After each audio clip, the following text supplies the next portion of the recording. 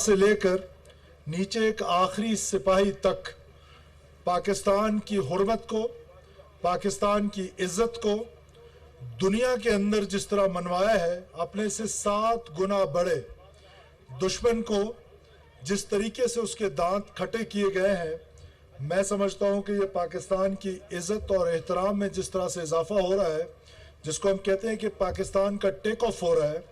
वो आज अल्हम्दुलिल्लाह सिर्फ हम नहीं बल्कि दुनिया के बड़े बड़े लीडर्स उसको ना सिर्फ तस्लीम कर रहे हैं। और याद रखिए, ये जो लंच है, ये जो खाने हैं, ये फातेह को खिलाए जाते हैं, हारे हुए को नहीं खिलाए जाते हैं। तो आज अल्लाह के शुक्र से हम वो मुकाम पाने जा रहे हैं। और बलूचिस्तान के अंदर आपकी हुकूमत ने अपनी अफवाज के साथ मिलकर, अपनी कोर कमांडर साहब का ख़ास तौर पे मैं जिक्र करूंगा, उनके साथ मिलके, फिर एफसीज के साथ मिलके बलूचिस्तान